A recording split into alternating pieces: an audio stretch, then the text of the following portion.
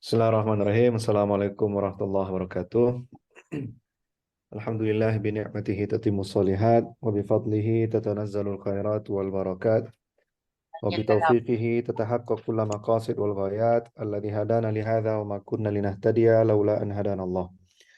Nashhadu an la ilaha illallah waliyus shalihin wa nashhadu anna sayyidana wa nabiyyana wa imamana wa qurrati a'yunina Muhammadin sallallahu alaihi wasallam wa ala alihi wa sahbihi wa man sara ala nahjihi wa mastanna bi sunnatihi ila yaumi liqa'i rabbih wa ba'd.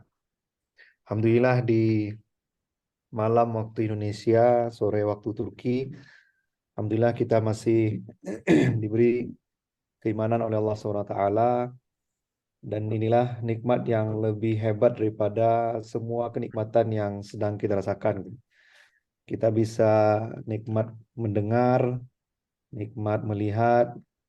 Ini lihat pemandangan di belakang foto Ibu Umi Hafif tuh, sawah indah sekali.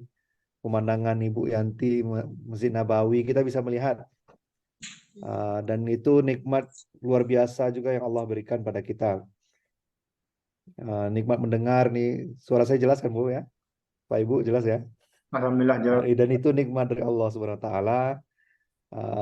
Ini mohon maaf agak apa dikit. Kan nggak ada yang kena bisul kan Bu? Berarti nyaman duduk sebelahnya. Insya Alhamdulillah berarti Allah. kita masih diberi nikmat sama Allah. Jadi banyak nikmat yang Allah berikan pada kita, tapi semua itu kalau dibandingkan dengan nikmat iman nggak ada artinya. Karena kalau secantik apapun orang, segagah apapun orang, sekekar apapun badan orang, kalau sudah masuk kubur akan jadi makanan cacing tanah. Kalau dia beriman, insya Allah masuk surga. Tapi kalau dia tidak beriman, maka badan dia yang cantik itu, wajah dia yang cantik itu, badan yang kekar itu akan menjadi bahan bakar api neraka. Tapi berbeda dengan orang yang hidupnya mungkin dari kecil jadi orang miskin. Pas sekolah miskin, pas kuliah miskin, pas kerja miskin. Nggak pernah jadi atasan, nggak pernah, cuma jadi babu gitu. Hidup susah, dianggap rendah sama orang. Tapi kalau masih ada iman dalam jiwanya, maka dia berhak masuk surga. Jadi semua itu harganya ialah kalau ada iman. Kalau tidak ada iman, maka semuanya akan jadi bahan bakar api neraka. Sekaya apapun siapalah tokoh manusia sekarang, kalau tidak ada iman dalam hatinya, maka uh, tidak ada manfaatnya. Tapi serendah apapun posisi kita di hadapan manusia sekarang, selagi kita beriman pada Allah, maka insya Allah kita berhak mendapatkan surganya Allah SWT. Maka iman inilah harta yang paling penting yang patut kita syukuri. Dan perlu kita mensyukuri nikmat iman ini karena biasanya orang kalau bersyukur dengan punya mobil yang bagus kan nampak, kelihatan. Nikmat yang kelihatan mudah kita bersyukur. Dapat pitih 1 juta, alhamdulillah. Mudah bersyukur karena kelihatan 1 jutanya. Tapi kalau iman ini kan kayak nggak kelihatan, abstrak. Tapi kalau kita berpegang pada ayat yang Allah firmankan dalam Al-Quran, la in syakartum la azidannakum. Kalau kalian bersyukur, maka akan aku tambahkan nikmatku. Maka kalau kita menikmati, kita bersyukur dengan nikmat iman, maka kita berharap Allah juga menambahkan iman yang lain. Sehingga orang yang selalu mensyukuri nikmat iman ini, mudah dia beribadah, ringan dia beribadah. Ringan kalau ikut taklim itu mudah, ringan. Banyak alasan dia untuk pergi taklim. Berbeda dengan orang yang ditahan nikmat keimanannya, maka akan datang 1.000 alasan untuk tidak hadir dalam taklim. Maka kita sama-sama terus memperbarui rasa syukur kita kepada Allah agar iman ini sampai nyawa kita tidak dikandung badan lagi, maka kita masih dalam keadaan la ilaha illallah. Salawat dan salam tak lupa kita doakan kepada Allah agar tercurah kepada Nabi Muhammad dengan mengucapkan Allahumma sholli ala Sayyidina Muhammad wa ala Sayyidina Muhammad. Bapak Ibu yang dirahmati Allah SWT, saya izin share screen materi tentang tadabbur kita pada hari ini. Ayat yang kita bahas pada malam hari ini insya Allah tidak terlalu berat ya.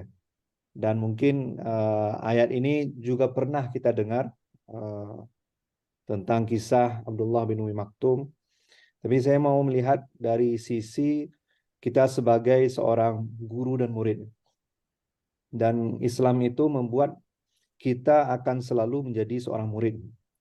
Karena perintah pertama kali dalam Al-Quran itu membaca. Dan kita lihat Bapak Ibu, Iqra bismi rabbikal ladzi khalaq. Bacalah dengan nama Tuhanmu. Di situ Allah belum menyatakan namanya Allah ya. Jadi Allah belum mengenalkan namanya bahwa nama Tuhan kamu itu Allah belum. Tapi lebih didahulukan Allah tuh memerintahkan kita bacalah. Jadi sebelum kita mengenal sholat, sebelum kita mengenal haji, sebelum kita mengenal puasa, yang diperintahkan oleh Allah itu ialah bacalah.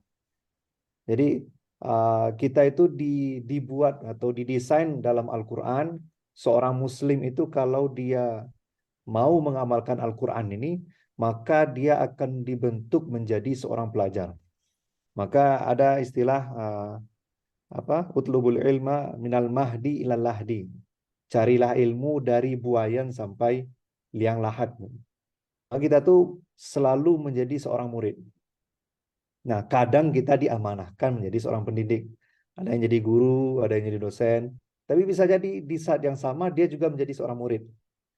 Nah, ini sekarang mungkin Bapak Ibu sekarang kebetulan lagi menjadi seorang murid.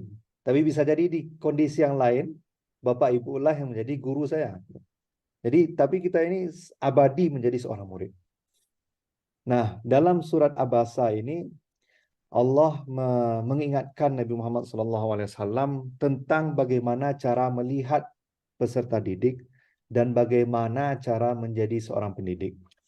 Dan ini ayat yang sangat luar biasa karena dengan turunnya ayat ini Rasulullah itu tidak pernah lagi merubah membuat wajahnya itu tidak nyaman dilihat oleh seorang murid. Dan bahkan ini kan peristiwa turun ketika Abdullah bin Umi Maktum, orang yang buta, datang pada Rasulullah. Tapi Rasulullah tanggapannya tidak begitu baik sehingga ditegur oleh Allah SWT. Dan bayangkan Bapak Ibu, apakah ekspresi Rasulullah itu dilihat oleh Abdullah bin Umi Maktum? Enggak. Abdullah bin Umi Maktum buta. Tapi walaupun dengan orang buta, wajah kita seorang guru itu juga harus diatur. Nah, ini pelajaran ini. Nanti yang akan kita bahas. Nah, Bapak Ibu yang dirahmati Allah SWT, pembahasan kita pada hari ini 7, tapi insya Allah ringan-ringan saja semuanya. 7 pembahasan inilah yang nanti akan kita bahas dan kita tadaburi, dan outputnya seharusnya kita amalkan setelah ini. Karena Al-Quran itu ketika turun kepada para sahabat, mereka itu fokusnya bukan menghafal Al-Quran. Kalau kita baca-baca sejarah Nabi Muhammad dan para sahabatnya, itu yang hafiz Al-Quran cuma 8 orang, Pak Ibu. Jadi yang hafiz Al-Quran itu 8 orang. Dan banyak ulama mengatakan Umar bin Khattab pun belum hafal Quran. Nggak sampai khatam Al-Quran semuanya. Tapi hanya 8 orang lah yang ditugaskan Rasulullah untuk menghafal Al-Quran 30 juz. Jadi kalau menghafal Al-Quran 30 juz itu nggak wajib. Tapi keutamaan. Nah, nanti ada keutamaan nanti akan kita bahas. Jadi menghafal Al-Quran itu kalau nggak masuk-masuk, nggak berdosa gitu Pak. Jadi jangan merasa bersalah, Pak, aku Al-Quran, aku nggak masuk-masuk. Tapi yang paling penting itu ialah kita pernah dengar ayat Al-Quran dan amalkan. Dan mengamalkan Al-Quran inilah yang merubah manusia. Yang Bilal bin Rabah dari budak menjadi gubernur di Syam. Abdullah bin Umi Maktum yang buta ini nanti luar biasa. Kita nanti akan bahas sedikit tentang beliau. Siapa lagi? Abdullah bin Mas'ud yang pengembala kambing menjadi orang yang luar biasa dengan Al-Quran, dengan mengamalkan Al-Quran. Jadi kalau mau merubah bangsa itu bukan bagaimana mencetak orang-orang yang pandai menyenandungkan Al-Quran, tapi bagaimana anak didik kita ini mengamalkan Al-Quran. Kalau tidak mengamalkan Al-Quran hanya sebagai membaca lalu dipentaskan di khatam Al-Quran, setelah itu tidak diamalkan, maka nggak berubah bangsa tersebut. Tapi kalau bangsa tersebut baca Al-Qurannya iramanya nggak terlalu bagus, suaranya agak fals gitu kan, tapi mengamalkan Al-Quran, insya Allah tuh masyarakatnya akan maju dan akan terdidik dan berperadaban. Nah, Bapak Ibu yang dirahmati Allah Subhanahu wa taala, sebelum kita bahas nih, kita kalau belajar tafsir itu sama seperti manusia, tak kenal maka tak sayang. Maka harus kita bertaaruf dulu dengan surat ini. Surat ini ciri-cirinya apa? Nih kalau misalnya Ustadz pakai peci, pakai kacamata misalnya, rambutnya warna hitam. Jadi kita sebelum bertemu dengan orang, kita kenali dulu ciri-cirinya gitu. Dan baru kita bisa identifikasi ini orang bagaimana. Sama juga dengan Al-Quran, kita juga harus identifikasi ini sifatnya bagaimana. Nah, surat Abasa ini turun di kota Mekah di periode Makkiyah sebelum Rasulullah hijrah. Maka isi kandungan dari surat Abasa ini pasti berbicara tentang akidah, tentang akhlak. Maka orang yang membaca surat ini seharusnya meningkatkan akidahnya, keyakinannya pada Allah, dan yang kedua memperbaiki akhlaknya. Berbeda nanti kalau Bapak Ibu membaca surat Al-Baqarah, karena di situ surat yang turun di periode Madinah, maka outputnya ialah merubah perilaku akhlak ketika menjadi warga negara, menjadi anggota masyarakat, merubah perilakunya sebagai suami, merubah perilakunya sebagai istri. Karena di Al-Baqarah banyak ayat-ayat yang turun tentang hukum. Sedangkan Abasa itu surat Makkiyah, surat yang kandungannya berkaitan dengan akidah dan akhlak. Nah, Abasa itu maknanya ialah ini setiap orang punya ekspresi yang berbeda-beda. Tapi definisi Abasa itu ialah kalau Bapak Ibu lagi bekerja dan fokus pada pekerjaan ini sangat penting. Tiba-tiba ada orang yang mengganggu. Maka bagaimana sikap Bapak Ibu? Nah, itu yang Abasa. Jadi, Roman muko awak ketika ada orang yang sedang serius kok. Sedang serius menjago kadai kan, mau tuang pitih masuk pitih keluar, tiba-tiba ada dan yang apa? Yang mengganggu kita. Bagaimana wajah kita? Nah, itu Abasa. Jadi itu makna asli dari Abasa. Nah, Bapak Ibu yang rahmatullah SWT, Abasa ini turun ketika Abdullah bin Umi Maktum, Sayyidina Abdullah bin Umi Maktum datang pada Rasulullah. Ini masyhur ya, sering kita dengar. Ketika itu Rasulullah berada dalam dikelilingi oleh para pembesar Quraisy. Abu Jahal, Utbah bin Umayyah, Walid bin Mughirah, itu dedengkotnya Quraisy. Kalau di Indonesia tuh politisi ring satunya presiden lah gitu ya. Jadi siapa tuh tokoh-tokoh hebat di Indonesia ini, nah lagi ketemu sama Rasulullah gitu. Tiba-tiba Abdullah bin Umi Maktum ini datang dan beliau dalam keadaan buta, beliau buta. Kalau kita nih sebagai orang normal gitu, sebagai manusia normal gitu ya, kalau ada urusan penting, ketemu sama gubernur contoh saja, ketemu sama gubernur tiba-tiba ada telepon gitu ya. Ada telepon berulang kali dari siapa? Dari mahasiswa kita. Contoh nih. Pasti akan ada reaksi kita yang ini nggak tahu kondisi dan sebagainya gitu. Dan ini Abdullah bin Maktum ini berulang kali. Ya Rasulullah, bacakan dan ajarkan apa yang Allah ajarkan kepadamu. Abdullah bin Maktum nggak tahu kan? Rasulullah itu bersama siapa nggak tahu karena beliau buta. Itu diulang-ulang sampai Rasulullah itu merubah raut mukanya. Dan itu yang Abasa. Merubah raut mukanya. Tiba-tiba ketika merubah raut mukanya itu turunlah ayat ini. Turunlah surat Abasa. Nah, Bapak-Bapak Ibu yang dirahmati Allah SWT, Abdullah bin Maktum ini siapa? Secara kekerabatan beliau ini sepupunya Ibunda Khadijah dari pihak ibu. Dan akibat dari ayat ini turun, Rasulullah itu selalu memuliakan Abdullah bin Maktum.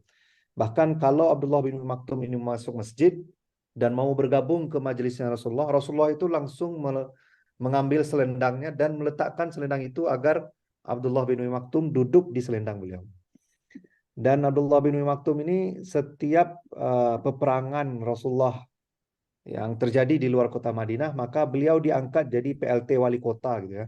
PLT wali kota Madinah selama Rasulullah itu pergi ke keluar kota. Jadi saking ayat ini luar biasanya menegur Rasulullah, Rasulullah merasa bersalah. Rasulullah itu sampai berulang kali memuliakan Abdullah bin Maktum. Dan bagaimana Abdullah bin Maktum ini? Beliau luar biasa uh, apa uh, perjuangan beliau dalam Islam sampai di zaman Umar bin Khattab beliau meminta gitu ya, meminta untuk berjihad di jalan Allah SWT. Dan orang pada tahu beliau ini buta kan. Kalau buta siapa yang mau ditebas gitu kan? Mau jalan kaki saja masih nggak tahu arahnya kemana. Tapi Abdullah bin Maktum ini yang namanya imannya kuat, dia ingin berkontribusi gitu. Apapun lah yang bisa. Dan beliau menawarkan, biar saya yang memegang bendera ini, karena orang nggak tahu apapun yang terjadi nih, apapun yang terjadi peperangan itu, mau kalah mau menang, saya pasti akan berdiri di sana. Jadi ketika kaum muslimin melihat benderanya masih berkibar, maka mereka akan semangat. Orang-orang kafir kalau melihat bendera muslim masih tegak, maka makin ciut lah gitu. Jadi tugaskan saya untuk memegang bendera ini. Dan beliau syahid di perang Qadisiyah, dan para sejarawan mencatat itu.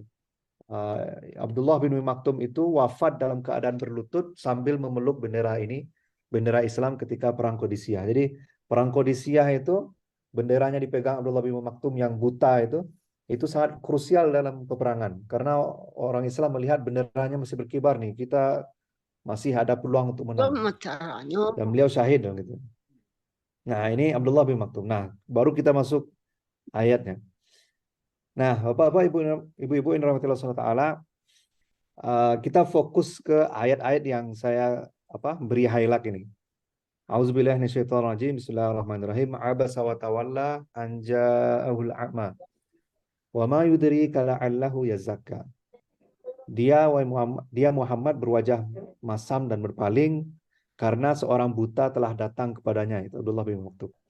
Ayat yang ketiga ini Bapak Ibu, wa ma yudrika la'allahu yazakka. Dan tahukah engkau wahai Muhammad, barangkali dia ingin mensucikan dirinya. Au yadzakkaru fatanfa'ahu dzikra. Atau dia ingin mendapatkan pengajaran yang memberikan manfaat padanya. Di sini ada dua sifat Abdullah bin Umi Maktum yang perlu kita amalkan. Pertama ialah Abdullah bin Umi Maktum itu mau pergi belajar dengan tujuan untuk tazkiyatun nafs. Apa itu tazkiyatun nafs? Tazkiyatun nafs itu mensucikan jiwa. Kalau bahasa prakteknya ialah takhalli wa tahalli.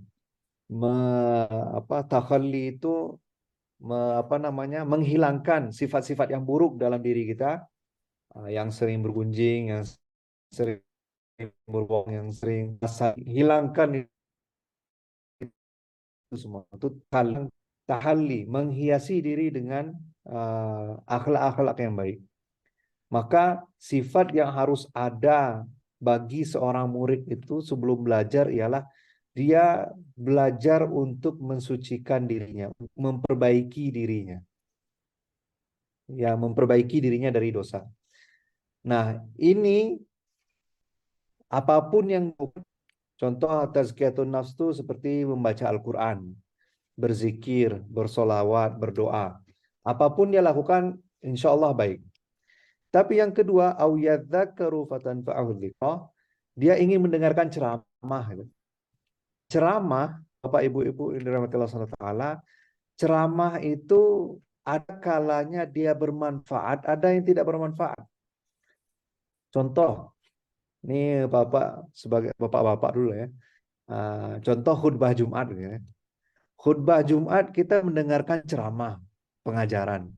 Tapi kadang ada yang tidak bermanfaat. Ya. Contoh kalau khutbah Jumat itu kita nggak fokus, nggak mendengarkan khotib, kita ikut dengerin ceramah tapi nggak mendapatkan manfaatnya. Jadi kalau mendengarkan ceramah itu kadang dia bermanfaat, kadang nggak. Apalagi kalau ceramahnya disampaikan dengan materi yang lebih banyak jokesnya gitu, lebih banyak leluconnya gitu. Jadi udah pasti itu nggak mendapatkan manfaat, walaupun kita serius mendengarkannya. Jadi uh, yang paling penting sebelum belajar itu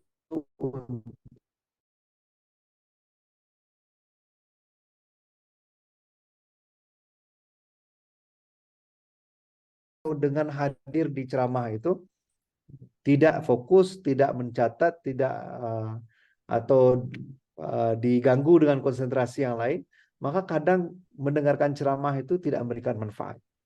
Maka yang paling penting tadi apa? Mensucikan jiwa dan ikut ceramah yang bermanfaat. Nah, dari sini kita ngambil pelajaran nih, dua sifat ini utama. Pertama, belajar untuk tazkiyatun nafs. Kita belajar Islam ini tujuannya ialah menghilangkan kebiasaan kita berbuat dosa dan membiasakan diri kita untuk melakukan kebaikan. Itu tujuan kita belajar. Kalau kita hanya aktif mendengarkan ceramah tapi tidak mengamalkannya, maka ceramah tadi tidak fatan fa'hu zikra, nggak ada manfaatnya gitu. Jadi awiyad dzakar tadhkirah tadi itu harus ada manfaatnya. Nah, kadang banyak faktor ya tadi dari segi penceramah, materi penceramahnya nggak ada manfaatnya. Banyak ketawa, banyak bahas tentang ini, bahas tentang itu, bahas politik, nyerang orang ini, nyerang orang itu, nggak ada manfaatnya. Atau dari sisi ya apa si pendengarnya nggak fokus. Kadang habis bisnis kan datang khutbah Jumat, nggak tahulah apa yang didengar yang dibilang yang dikatakan khotib, nggak jelas. Jadi kadang ada masalahnya dari khotib, ada masalahnya dari si pendengar. Maka mendengarkan tazkirah itu bagi orang yang dua-duanya baik nih, cara penyampaian khotibnya bagus, materinya bagus, dan yang kedua pendengar juga bagus, maka insya Allah fatan fa'ahu zikra. Maka tazkirahnya bermanfaat. Tapi kalau salah satunya saja nggak mencukupi, si pendengarnya ngantuk atau si khotibnya berbicara entah kemana, maka nggak bermanfaat lagi tazkirah. Maka di sini Bapak-bapak, Ibu-ibu yang dirahmati Allah SWT, maka belajarlah untuk mentazkiyatun nafs, dan yang kedua ialah mendengarkan tazkirah yang bermanfaat. Nah, ini dua syarat penting yang harus dimiliki oleh pelajar. Nah, kadang di sini permasalahannya orang belajar Islam tapi tujuannya bukan untuk tazkiyatun nafs. Dia tujuannya hanya mengumpulkan informasi.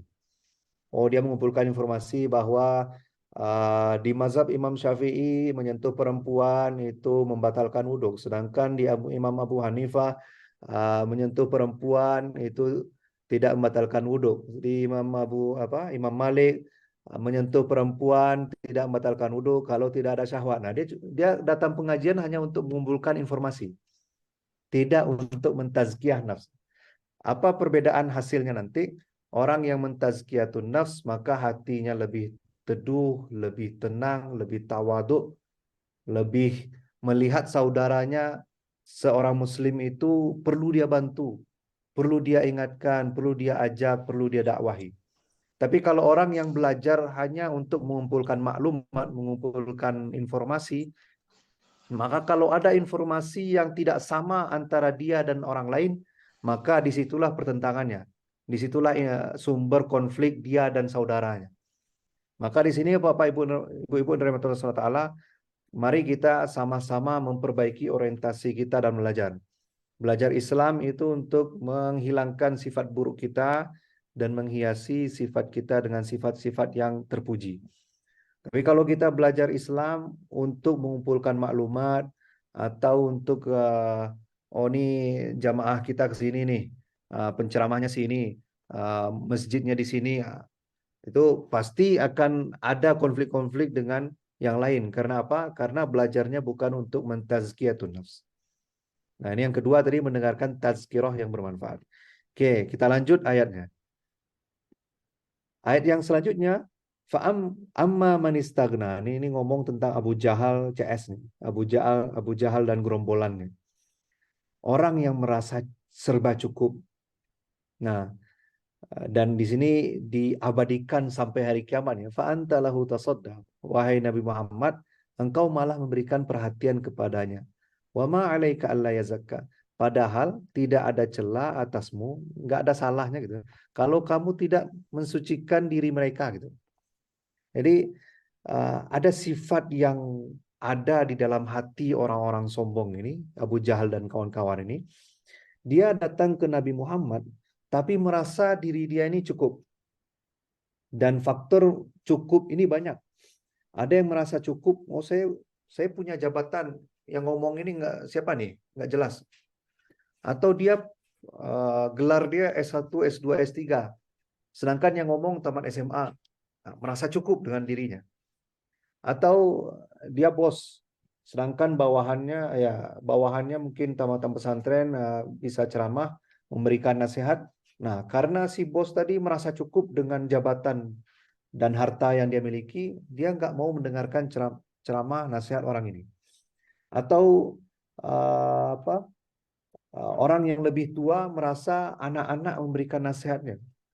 Nah, ini siapa ini? Jadi ada penghalangnya, istighna namanya. Merasa cukup, merasa serba cukup, apapun faktornya. Seorang wali kota melihat rakyatnya, siapa ini? Nggak perlu dengarkan. Atau bahkan bisa jadi seorang ustadz. Ustadz ini, ini ustadz dari mana nih? Ini nggak usah dengar. Jadi kalau ada sifat istighna ini, maka pasti, atau ya mungkin nggak pasti juga lah ya, tapi ini sifat yang menghalangi orang mendapatkan hidayah. Dan inilah sifat yang ada di hatinya Abu Jahal, Utbah bin Umayyah, Walid bin Mughirah. Kalau ada sifat ini dalam diri kita, maka cepat-cepat untuk membersihkannya. Merasa kita udah S1, S2, S3, kalau ada anak mahasiswa ngomong, nggak usah dengarkan. Langsung menghindar, langsung tutup telinga gitu. Atau kita sebagai bos melihat anak buah ngomong, kayak angin lalu, karena merasa istighna, merasa cukup. Maka Bapak Ibu dirahmati Allah SWT, orang yang sifat, terlalu cepat ya. Oke, sifatnya Abu Jahal tadi itu ialah istighna, merasa cukup. Oke, ini kita lanjutkan. Nah, balik lagi kita ke sifat yang terpuji ya. Ini judulnya nggak salah. Wa amma man ja'aka yas'a. Dan adapun orang yang datang kepadamu dengan bersegera.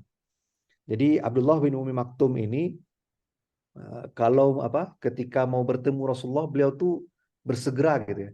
Semangat. Kalau janjinya jam 8, datangnya lebih dahuluan gitu. Jadi Yas'a ini sa'i gitu. Sa'i Safa Marwah sa'i. Jadi jalan pun dalam bersegera gitu, bukan nyantai, ngopi seketek lu ada, tapi jalannya cepat. Jalannya cepat dan memprioritaskan pertemuan tersebut. Nah, ini yang namanya Yas'a. Wa huwa yakhsha. Dan sifat yang keduanya ialah ini sifat tambahan ya. Yang dua sifat tadi, tazkiyatun nafs dan tazkiyatun nafs dan mendengarkan tazkirah, itu dua sifat utama. Sedangkan dua sifat yang ini ialah tambahan. Dan ini kita dapatkan setelah banyak latihan. Jadi kalau dua sifat tadi itu harus kita miliki sebelum masuk kelas. Sedangkan yang ini, kalau kita sering nih latihan menentukan prioritas mana yang lebih utama, dan mana yang bisa ditunda gitu. Dan berusaha terus merasa diawasi oleh Allah, merasa Allah memberikan pahala dan dosa, merasa Allah selalu mengawasi kita, merasa, maka dilatih terus, hadirlah rasa takut. Dan dua sifat ini sifat tambahan, juga harus dimiliki oleh seorang murid. Wa amma man ja'aka yas'a wa huwa yakhsha. Jadi kadang kalau murid tadi masih malas-malasan pergi ke kelas gitu kan. Uh, Pergi ke kelas tuh seperti tidak prioritas gitu. Datang ke ceramah itu nggak seperti tidak prioritas gitu. Baju yang centang perenang itu kan, atau nggak pakai parfum, nggak gosok gigi, nah itu nggak yasa gitu, nggak tidak bersegera, tidak memprioritaskan pertemuan atau pengajian tersebut. Dan dua sifat ini penting karena dia akan membuat kita lebih semangat dan lebih nyaman dalam dalam menuntut ilmu. Maka sifat yang syarat pelajar tadi dua pertama itu wajib harus kita miliki, belajar untuk mentazkiyatun nafs, bukan untuk menambah maklumat, menambah pengetahuan saja gitu kan. Tapi dia harus diikuti oleh amal.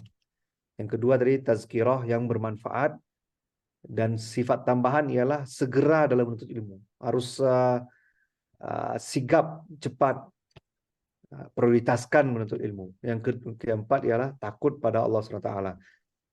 Karena kadang ini sifat keempat ini penting bagi siapapun orang yang mencari ilmu di bidang apapun. Karena kadang orang kalau menuntut ilmu tapi tidak dihadirkan rasa takut kepada Allah ini, maka ilmu dia itu akan menjadi bencana bagi dia dan orang lain. Dan kita seringlah kita dengarkan koruptor itu kan ternyata pendidikannya bukan pendidikan yang ecek-ecek juga, tapi udah kelas-kelas S3 bahkan profesor gitu ya. Nah, itu kenapa? Karena dia belajar tidak dilatih rasa takut pada Allah SWT. Sedangkan dalam Al-Quran itu innama yakhsyallaha min ibadihi ulama gitu. Ulama itu didefinisikan oleh Allah itu bukan orang yang mengetahui semuanya, tapi orang yang takut gitu. Jadi output ilmu dalam Islam itu bagaimana menghadirkan orang ini takut pada Allah, gitu. Bukan membuat orang itu tahu segalanya gitu. Jadi ulama yang sebenarnya ialah kalau dia dalam hatinya sudah mulai rasa takut pada Allah. Nah, sedangkan di sisi yang lain, apa kesalahan Utbah bin Umayyah, Abu Jahal, Walid bin Mughirah ini? Karena dia sudah ada hijab, sudah ada barrier duluan, yaitu merasa cukup, merasa punya jabatan, yang lain ini nggak usah dengar, punya harta nggak usah dengar yang lain. Nah, ini penghalang ilmu, penghalang hidayah. Nah, Bapak Ibu-ibu dari Allah SWT, lalu sikap kita setelah mendapatkan atau memiliki akhlak ini, melatih akhlak ini agar ada, apa sikap kita setelah itu? Faman syaa'a dzakarah, kalla innaha tadhkirah faman syaa'a dzakarah. Sekali-sekali janganlah begitu. Ini ingat peringatan Allah pada Nabi Muhammad, jangan lebih memprioritaskan para pembesar tadi, orang-orang kaya tadi, sedangkan ini ada yang orang buta ini sudah punya hati yang bersih, sudah punya usaha untuk mencari ilmu, malah kamu abaikan. Maka kita sebagai orang beriman setelah mendapatkan sifat ini, kita melihat bahwa ilmu kita ini untuk peringatan. Ilmu ini untuk mengingatkan kita tujuan hidup kita bagaimana, arah hidup kita bagaimana, jalan apa yang harus kita lalui dalam kehidupan ini. Faman syaa'a dzakara. Dan ini pilihan ya. Orang mau ngambil agama ini sebagai jalan hidupnya, silahkan. Allah hanya memberikan ini kitab suci, bacalah. Mau diamalkan atau tidak, silahkan.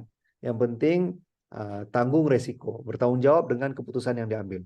Barang siapa menghendaki, tentulah dia akan memperhatikannya. Faman syaa'a dzakarah. Nah, ini sikap orang yang mendapatkan hidayah. Apa sikap mereka? Menganggap ajaran Islam itu sebagai peringatan. Yang kedua, selalu menjadikan ajaran Islam sebagai tolak ukur dalam bersikap. Ini sikap atau sikap pelajar yang sudah melatih tadi, tazkiyatun nafs, mendengarkan tazkirah yang baik, bersegera dalam menuntut ilmu, dan hadir rasa takut pada Allah, maka akan hadir dalam pikirannya, dalam tindak tanduknya, menganggap ajaran Islam itu sebagai peringatan. Oke, lanjut. Nah, baru setelah itu kita berbicara fi suhufin mukarramah marfu'atin mutahharah bi aidi safarah kiramin bararah. Nah, sumber hidayah itu dari mana? Dari kitab yang dimuliakan Allah, yaitu Al-Quran. Yang ditinggikan ini apa? Ini kalimat-kalimat untuk memuliakan Al-Quran ya. Ditinggikan lalu disucikan di tangan para utusan malaikat. Jadi Al-Quran ini dari Allah ke Lauh Mahfuz malaikat Jibril ke langit dunia dan apa? Disampaikan pada Nabi Muhammad. Ini semua rantainya oleh apa? Semuanya suci gitu. Sampai malaikat Jibril pun yang menurunkan Al-Quran itu ialah penghulunya para malaikat. Dan Nabi Muhammad juga memilih para sahabatnya yang juga mulia. Jadi yang menjaga mata rantai Al-Quran ini dipilih oleh Allah. Maka kalau menjadi hafiz Al-Quran itu juga pilihan oleh Allah SWT. Mendapatkan peluang untuk menghafal Al-Quran itu dipilih oleh Allah untuk menjaga Al-Quran ini. Maka sumber hidayah kita ini terjaga dan akan dijaga oleh orang-orang mulia. Maka disinilah kita berusaha untuk mendapatkan kemuliaan itu, maka kita mencoba menghafal Al-Quran, mempelajari Al-Quran. Karena dengan mempelajari Al-Quran, menghafal Al-Quran, menjaga sumber hidayah ini, maka kita bisa mendapatkan kemuliaan. Maka Bapak, Ibu-ibu yang dirahmati Allah SWT, sumber hidayah tadi ya Al-Quran, dan perlu nih kita ingatkan ya, karena di sini banyak ada dosen, ada guru, ada banyak pendidik ya. Jadi makna mukjizat itu artinya melemahkan ya. Jadi melemahkan. Jadi semakin kita tantang Al-Quran ini, maka akan semakin lemah statement kita. Contoh, bisa jadi melemahkan ini bukan maknanya untuk kita menyerang Al-Quran ya, tapi kita ingin menguji Al-Quran ini secara saintifik misalnya. Maka setelah kita teliti 5 tahun, 10 tahun bahwa ternyata memang babi ini haram misalnya kan. Maka akhirnya kan lihat bagaimana setelah 5 tahun baru kita tahu makna Al-Quran itu bahwa babi itu haram. Berarti kan memang lemah kita. Setelah 5 tahun baru kita tahu. Sedangkan Al-Quran sudah 14 abad yang lalu. Jadi Al-Quran ini semakin kita tantang, semakin lemah kita di hadapan Al-Quran. Itulah namanya mukjizat. Dulu apa? Orang-orang Arab itu, para penyair Arab itu, cobalah bikin satu surat, bahkan satu ayat pun coba bikin. Semakin ditantang mereka, semakin nyata bahwa lemah mereka. Itulah namanya mukjizat. Walaupun nanti orang mengatakan bahwa Al-Quran ini ada salahnya dan sebagainya. Setelah berapa tahun kemudian pasti akan nyata bahwa Al-Quran itu benar dan sangat benar. Nggak ada yang bisa menantang Al-Quran itu. Karena apa? Al-Quran itu mukjizat. Al-Quran itu melemahkan orang yang menentangnya. Itu yang artinya mukjizat. Jadi kalau kita melihat Al-Quran Al-Quran itu terbukti secara saintifik itu setelah 14 abad yang lalu. Setelah 14 abad manusia baru mengetahui apa yang dikatakan Al-Quran. Maka itulah bukti bahwa Al-Quran itu mukjizat, melemahkan orang yang menentangnya. Itu mukjizat. Lalu ini terjaga sumber dan rantai transmisinya, lalu dijaga oleh makhluk Allah yang mulia. Nah, ini lanjut. Oke. Nah, sekarang seorang pendidik lagi nih. Tadi kan murid-murid nih yang kita ceramain. Nah, ini sekarang sebagai seorang guru gitu. Pertama, nggak ada diskriminasi dalam Islam antara status sosial, difabel, keterbelakangan mental, kemampuan kognitif para peserta, ini ada yang bodoh, ada yang pintar. Maka dalam Islam ini sudah di awal-awal syariat Islam ada gitu. Di awal-awal dakwah Nabi turun, Islam itu mengajarkan tidak ada diskriminasi terhadap mereka. Yang lumpuh, yang buta, yang tuli, semuanya berhak mendapatkan ilmu. Yang bodoh, yang pintar, semuanya mendapatkan ilmu. Dan ini kisahnya sangat banyak sekali. Ada Imam Syafi'i itu punya murid namanya Rabi' bin Sulaiman. Rabi' bin Sulaiman ini pernah dalam satu permasalahan dijelaskan oleh Imam Syafi'i nggak paham. Diulang lagi nggak paham, diulang lagi nggak paham. Sampai 40 kali diulang sampai Imam Syafi'i untuk menjelaskan permasalahan yang sama. Rabi' bin Sulaiman ini nggak paham-paham. Akhirnya kata Imam Syafi'i, nanti setelah kelas ini ke rumah ya, belajarlah secara privat. Dan Rabi' bin Sulaiman ini baru paham setelah beberapa kali diajarkan oleh Imam Syafi'i. Ini orang mungkin secara kognitifnya mungkin agak susah menangkap gitu ya. Tapi ternyata Allah memuliakan Imam Rabi' bin Sulaiman ini sehingga kitab risalahnya Imam Syafi'i itu diwariskan ke beliau gitu. Jadi para ulama di dunia ini kalau belum mempelajari kitab Ar-Risalah itu belum sah jadi ulama. Maka sanad yang paling nyambung ke Imam Syafi'i itu ialah melalui Rabi' bin Sulaiman yang nggak paham-paham setelah dijelaskan 40 kali. Jadi nggak ada tuh yang apa yang bodoh, yang pintar itu harus dilihat sama oleh para pendidik. Adil dalam memandang para peserta didik, menghargai usaha pelajar tadi. Wa amma man ja'aka yas'a. Yang datang cepat harus dihargai. Yang datang ke kelas baju disetrika dihargai. Yang masuk kelas pakai parfum dihargai. Semua usaha pelajar itu untuk masuk kelas, yang pergi ke sekolah pakai sepeda, yang pergi ke sekolah naik angkot 2 kali trayek, yang harus berenang pergi sekolah itu harus kita hargai.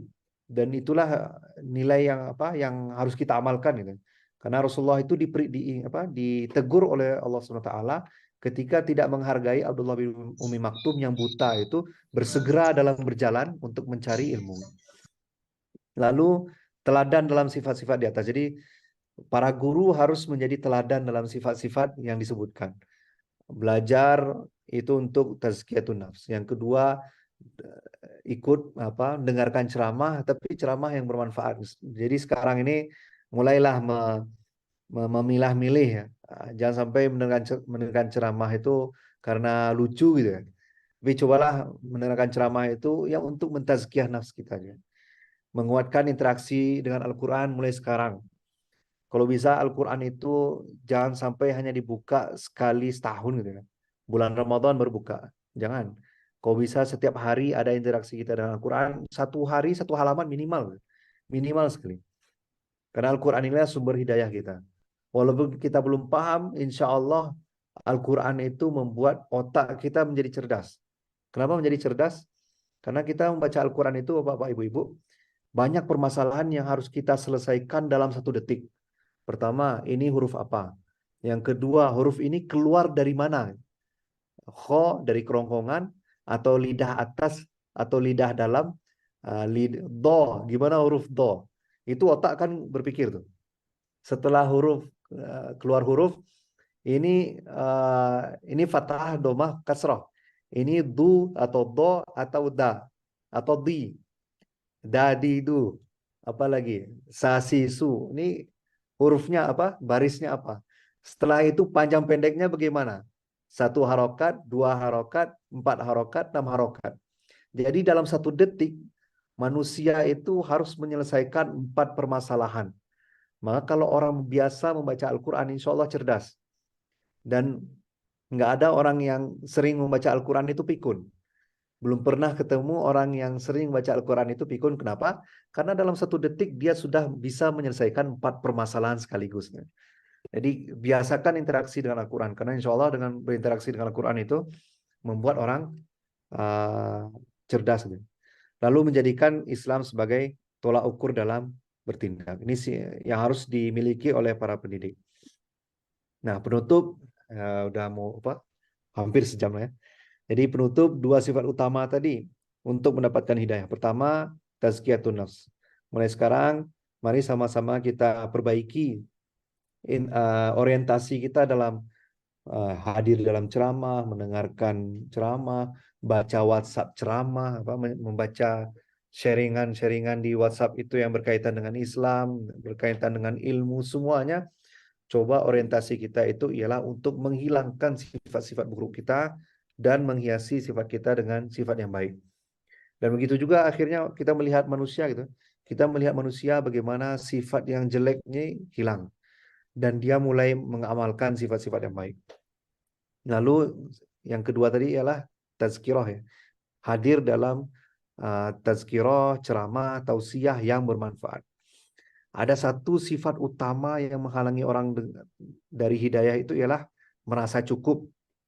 Oh ini ceramah Ustadz nih surat Abasa ini sudah pernah saya dengar. Nah itu merasa cukup juga tuh. Merasa cukup. Jadi merasa cukup ini banyak faktornya. Merasa cukup apapun. Maka sebagai muslim itu kalaupun kita sudah mengetahui isi ceramahnya, tapi kita pasti akan mendapatkan ilmu yang baru dari perspektif yang lain. Maka merasa cukup ini hilangkan. Dua sifat tambahan, segera dalam mencari ilmu, takut pada Allah, dan indikasi mereka mendapatkan hidayah ialah selalu menjadikan Islam sebagai patokan dalam bertindak. Sumber hidayah Al-Quran yang tak tertandingi, mukjizat tadi. Lalu yang terakhir, sumber hidayah akan selalu dijaga oleh makhluk Allah yang mulia. Wallahu ta'ala a'lam bishawab. Mungkin itu lebih kurang tadabur kita pada malam hari ini. Semoga bermanfaat Bapak Ibu-ibu. Billahi taufiq hidayah. Assalamualaikum warahmatullahi wabarakatuh. Waalaikumsalam warahmatullahi wabarakatuh. Waalaikumsalam warahmatullahi wabarakatuh. Iya, Ustaz Iren. Kita masih ada 5 menit lagi.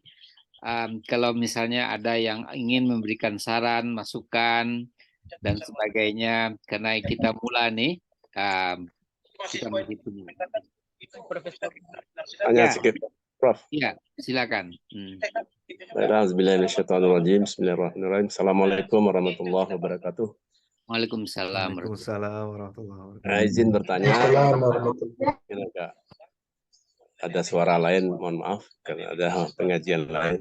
Saya tertarik tadi dalam tazkiyatun nafs, karena orang tidak mungkin menggapai level tertinggi dalam spiritualnya tanpa melalui penghalang-penghalang. Termasuk Rasulullah saja ditegur ya dalam surat Abasa tadi. Saya tertarik dengan istighna.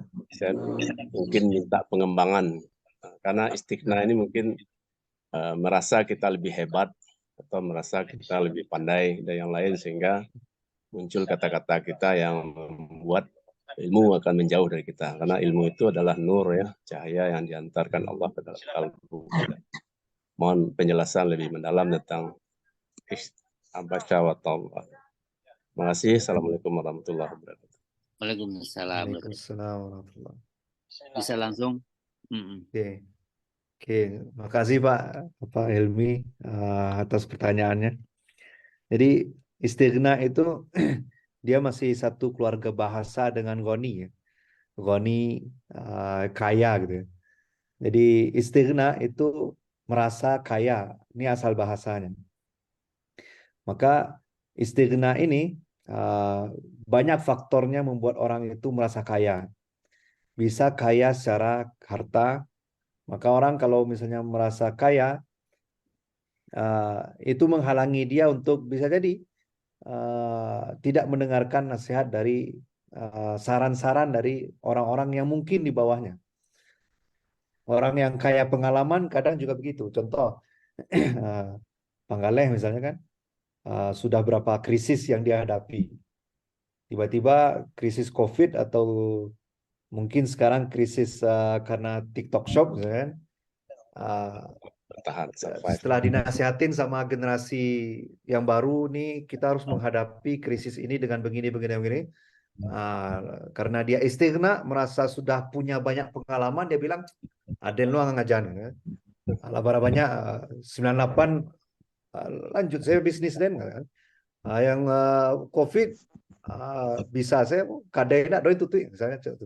Akhirnya apa? Istighna tadi merasa cukup dengan pengalaman tadi, dia nggak mau mendengarkan saran dari anak buahnya tadi. Anak buahnya yang milenial bisa jadi kan, milenial yang tahu dengan TikTok Shop ini, Shopee dan sebagainya yang buat bisnisnya pasti akan terancam. Nah, jadi istighna ini bahkan dari segi ekonomi pun juga berbahaya kan. Tidak mau mendengarkan masukan orang, tidak mendengarkan analisa orang lain. Atau ya apa jabatan misalnya.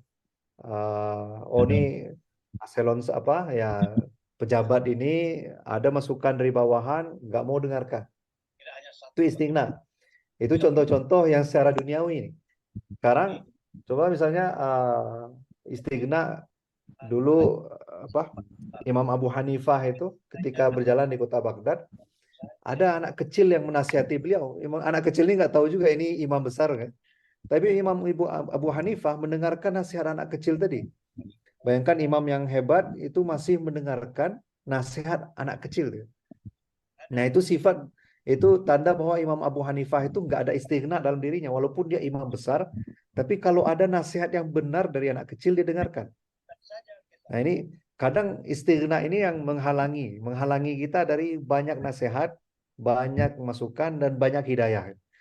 Maka bisa jadi istighna tadi dari harta, dari jabatan, dari pengalaman, apalagi dari sertifikasi, dari gelar akademik, dari Ustadz, contohnya nih Ustadz Timur Tengah atau Ustadz UIN atau Ustadz ini kadang jadi faktor juga. Ini Ustadz ya, kalau yang ceramah Ustadz dari UIN, ada jaleh.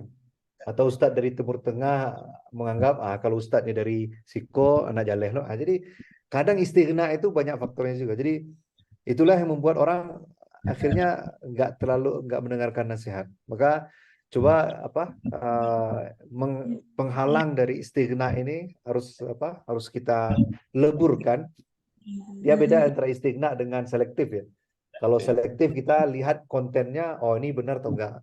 Tapi kalau istighna kita sudah menghalang duluan. Nah, jadi gitu di situ. Allah taala alam bisawab, mungkin itu sedangkal yang saya tahu, Pak. Allah taala alam bisawab. Alhamdulillah, Pak Dr. Helmi adalah dosen ITBHAS. Beliau menyelesaikan pendidikan S3-nya di Universitas Andalas, mendalami bidang agribisnis. Nanti suatu saat Pak Dr. Helmi juga akan bisa mengisi tadabur kita ya. Nanti kita cari jadwal yang bergantian sehingga forum ini makin besar dan makin luas, dan masing-masing kita akan menyampaikan apa yang dipahami di dalam tentunya Al-Quran dan hadis, kemudian kita mendalaminya, dan akhirnya dengan begitu mudah-mudahan kita terhindar dari yang menghalangi kita untuk mendapatkan ilmu sekaligus mempraktikkannya. Sayang sekali pada sesi kedua dari rangkaian tadabur kita. Mudah-mudahan nanti kita akan selalu menyesuaikan apakah waktunya 1 jam sudah cukup atau ditambah. Mari nanti bisa juga diberi masukan. Kemudian yang penting kita jalan terus. Tadabur goes to kampus, tadabur goes to SMA, SMK, institusi pendidikan, dan tadabur goes to rumah tangga. Insya Allah demikian mimpi kita bersama, dan kami pribadi tentunya sangat merasa berbahagia. Kenapa? Karena sebenarnya memang semakin kita mendalaminya, semakin kita merasa bodoh, kan kira-kira begitu inti daripada pelajaran yang ada pada malam hari ini. Oleh karenanya jangan dirasakan ada penghalang sebelum kita memperoleh dulu ilmunya, tetapi walaupun begitu perlu ada selektif di dalam menerima berbagai macam hal yang kita peroleh dalam proses tadabur Al-Quran ini. Mungkin itu saja yang bisa kita akhiri pertemuannya. Sekali lagi terima kasih Ustadz Kiren. Insya Allah lain kali disiapkan lagi bahan yang lain. Mudah-mudahan kita bisa lebih berinteraksi lagi, dan bagi Bapak dan Ibu yang ingin berkontribusi juga untuk memberikan ilmunya, nanti tolong diberitahu Bu Umi, karena Umi adalah menjadi koordinator tadabur kita di Sumatera Barat ini melalui ITBHAS dan SMK IT. Dan kita gabung semua nanti. Insya Allah pelan-pelan kita gabung SMA, SMK, perguruan tinggi, dan rumah tangga, kelompok-kelompok arisan, kelompok kampung, dan sebagainya. Silakan gabung dengan pengajian kita tadabur yang kita jadwalkan setiap hari Kamis jam 8 malam. Demikian saja yang bisa kami sampaikan. Sekali lagi terima kasih Ustaz Kiren, dan terima kasih ITBHAS yang memberikan fasilitas Zoom